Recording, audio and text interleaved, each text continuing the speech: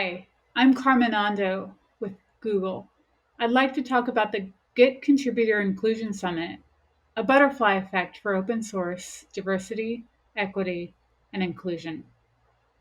In 2020, amidst a global pandemic that shone a spotlight on structural inequities, a Black man named George Floyd was killed by a police officer in Minneapolis.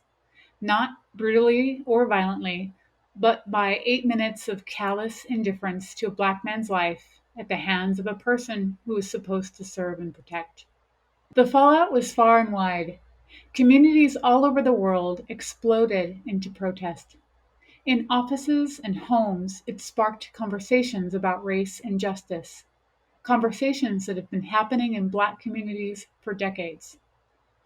These made their way into the national dialogue over 50 years ago in the first civil rights movement of the 1960s, and were taken up anew 6 years ago with the start of Black Lives Matter, culminating in 2020 as a global racial reckoning, one that had garnered mainstream worldwide attention.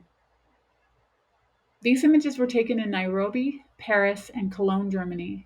The collage on the lower right honors the many Black lives taken at the hands of police or the justice system over many years. You may find yourself asking, what does this have to do with open source software development? With this reckoning, in order to understand and make sense of these events, many of us in tech and in open source looked inward to see how to affect change in areas of our lives that we had influence over. This story is an example of how one small group looked to be the change they wished to see in the world. This talk is for anyone who wants to make open source a place that is more inclusive, representational, and equitable for all. This includes developers, maintainers, organizers of events, or any open source enthusiast that wants to know where they can start. This talk comes in 4 parts, and my goal is to take the diff of where we are and where we need to be with a roadmap of how to get there. This includes contemplation, preparation, action, and maintenance. As the descriptions allude, these 4 parts take a journey from a moral, philosophical, societal, reflective journey into the operational nitty-gritty details, because both the vision and the execution details are needed for change. In this way, I hope that everyone understands how these approaches complement each other. To contemplate is to think profoundly and at length. In this context, we ask ourselves, what is open source? How do open source projects reflect a larger global society? And where can they improve? Open source is not just code. It's made by and for people. Open source is fundamentally a vision for how humans can work together to create works of greater good. For developers and maintainers, that meant looking within projects, both code and products, processes, tooling, and the way project members collaborate and produce the code. Open source is people. But although open source is people, it's not everybody. This is from the most recent Stack Overflow Global Developer Survey. We see 7 out of every 10 developers are white. This is the survey by gender, which represents an even wider discrepancy. 9 out of 10 developers are men. The 2020 racial reckoning needed to become and became a larger reckoning on DEI, diversity, equity, and inclusion. From a logical standpoint, the representation found in open source projects should closely resemble the demographics of the world, yet it does not. It is still widely overrepresented by men of white or European descent. Understanding the reasons behind this overrepresentation, why and how it happens, is the key to fixing it. I like this quote by Craig Owens. Representation then is not, nor can it be neutral. It is an act, indeed the founding act, of power in our culture.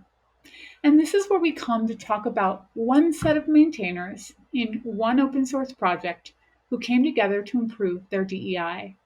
That project is the Git Source Control Management tool. In order to give a bit of context, I'm going to take a step back to describe Git and its impact on the software development industry. I'd like to describe the relationship between Git and Git hosting sites. Git is the source control tooling that you install locally on your computer to work with versioning and changing code in a distributed manner. Sites like Bitbucket, GitHub, and GitLab are code hosting sites that also add workflows and other features to work with Git. With the rise in popularity of GitHub, followed by GitLab, Git has grown to become the de facto tool of source code management in the last 5 years. It became so standard that the developer surveys no longer ask which source control tool is used, because it's mostly assumed to be Git. Why is this relevant? Well, this makes Git the foundational tool for 90% plus of the world's software developers. This is an extraordinary in terms of mind or market share when it comes to technology choice in the stack for developers globally. In terms of influence, 90+% of the world's estimated 26 million developers use Git. And Git is developed by a core group of less than 100 people. For shaping developer culture, thinking, attitudes, and more, this group of contributors has enormous influence. Git is a member of the Software Freedom Conservancy, which accepts donations on Git's behalf. But a larger donation is found in companies paying their employees to work full-time, devoted to improving Git. These companies include Google, home to the primary maintainer of Git, Junio Hamano, as well as the Git core team. Employees of GitHub, GitLab, Microsoft, and more also work on Git full-time. But in terms of representation, the core contributors to Git were not representative of the wider world at large. Similar to the results of the developer demographic surveys, this small group has almost no racial, ethnic, or gender diversity. So as a first step in contemplating, this meant that in order for Git to be more diverse, equitable, and inclusive, they need to look at the group that provides this code, but also the code and the tool itself. For tooling, one simple but powerful change that could be made straight away was terminology. In summer of 2020, a move was made to change several terms. The most notable being the default branch changed to be called main. GitHub and GitLab made these changes in the fall of 2020. And this is part of a broader effort in open source to contemplate certain terms as being negative or reinforcing negative associations and unconscious bias. Google Open Source blogged about their initiative to have all of Google's projects that are in open source, numbering in the thousands, change their technical terminology to omit certain phrases. If you work in open source and haven't taken an audit of the terminology used in your project, even if it is terminology inherited in your project dependencies or upstream, this is a great first step in making your code and project more inclusive. We come to the second part, preparation.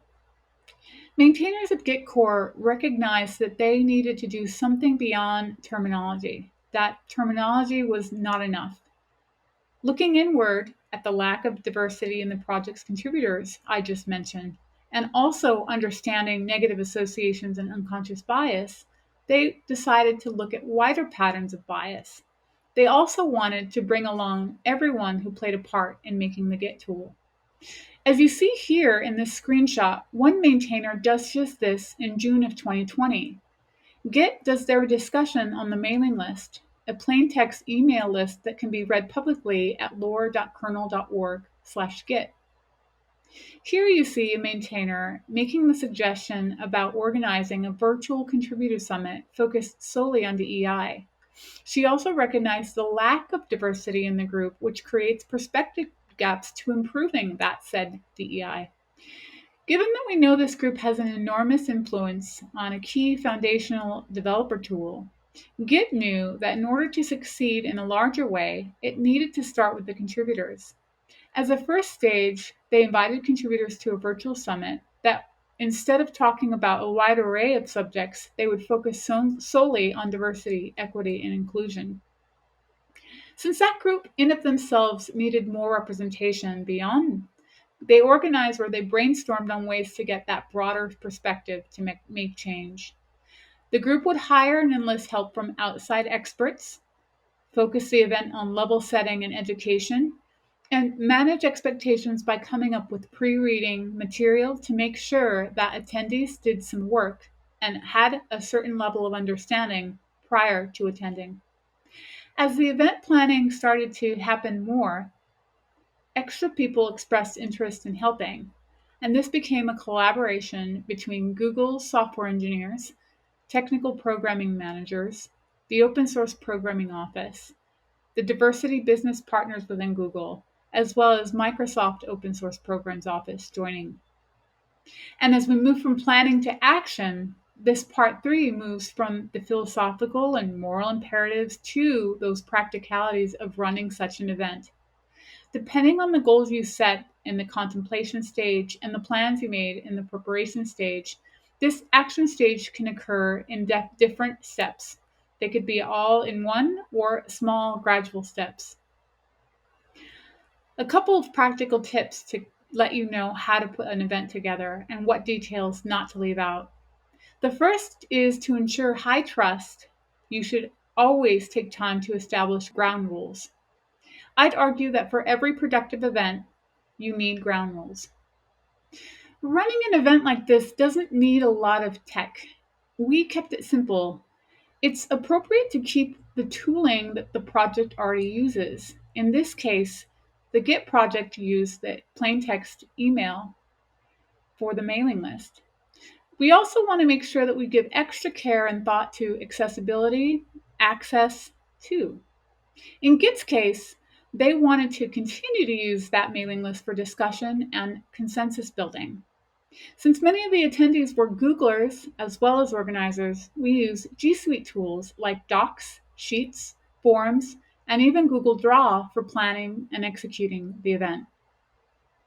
Lastly, we use a self-hosted Jitsi for video conferencing at the behest of the attendees who wanted an open source video conferencing solution. In fact, at the beginning of planning, we sent out a survey asking for people or if people had any strong objections to any kind of tooling that we should use. I mention this because how you engage your stakeholders and how you build consensus is as important as what is stated in the event itself. For all but the biggest open source projects, you're going to have a small scale with contributors. Most open source core teams make up only a few people. Work with those contributors that have been involved with the project for a long time. This may not work for every project. You need to think carefully on event goals.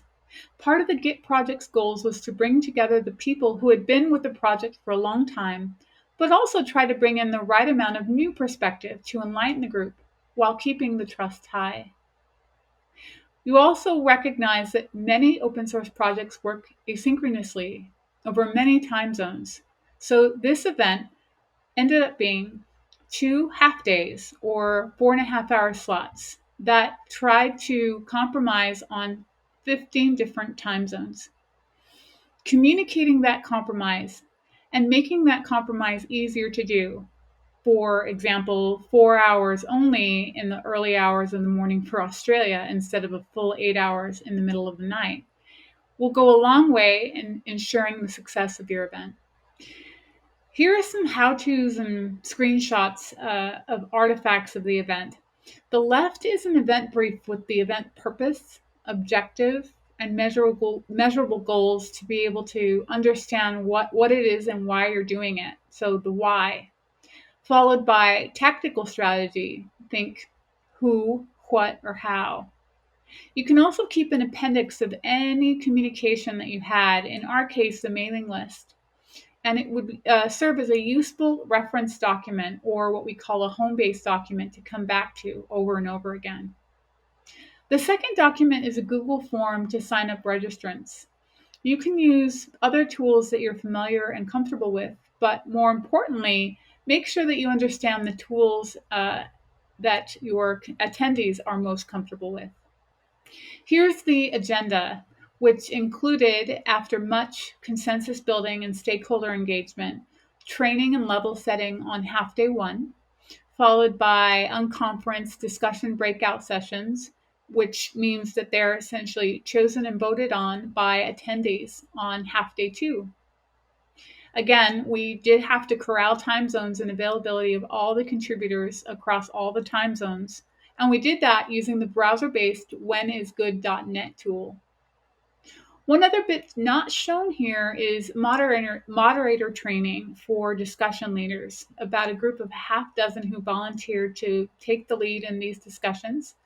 They all attended a brief 1-hour workshop on how best to facilitate conversations approximately 1 week before the summit. For day of details, we made a Google spreadsheet that used that as the place to suggest the discussion breakout topics, and also to have the attendees vote or rate those topics and put the highest rated discussions into the time slots on half day two. The voting mechanism was simple. We simply asked the voters to add an asterisk or increment it by 1 in the second column. Again, look for the easiest tool to get the job done for the scale that you need. Finally, all the documents were made available to participants on the site here, as well as other information for public consumption. You can use a lot of this for ideas for your event. Lastly, in action, there were many takeaways from the summit. A few listed and grouped here. They include the terminology changes that were discussed earlier, including dead naming or name mapping without making dead names more prominent, a real challenge for a version source control tool. Representation, sponsorship, and mentoring for people that need to have better representation. The mailing list or inclusive project communication, accessibility and localization, code review, including bias and ways to make sure that you keep it friendly and welcoming in an asynchronous mode, attracting beginner-friendly, non-user and non-code contributions to the project, including valuing them, user and contributor documentation, and user experience research. Since the time of recording, there is a name mapping that takes dead naming into account and handles it much better than the previous versions of Git. The other thing I should say as I wrap up the actions is that many of these takeaways are universal among projects, and what to do with them and when is the key for maintaining. As we mentioned maintaining, notes of the summit are linked here. And you can read the full list of projects and all the things that were discussed. Plans for 2021 for Git include additional follow-up summits or summit for contributors and a possible larger event with Git's end users. I want to come to you with two conclusions about planning, preparing, and acting on this event. The first is one of my favorite quotes about my job. Software is never done. This describes the cyclical nature of development, whether it's going to be software development or other types of development.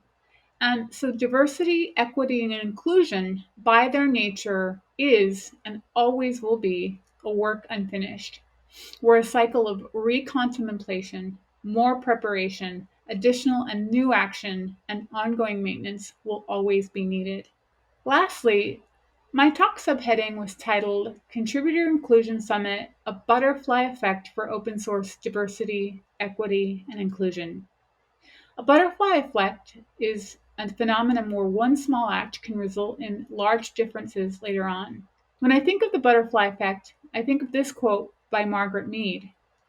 Never underestimate the power of a small group of committed people to change the world. In fact, it is the only thing that ever has. For open source developers, maintainers, and project contributors, thank you for changing the world, one merge at a time.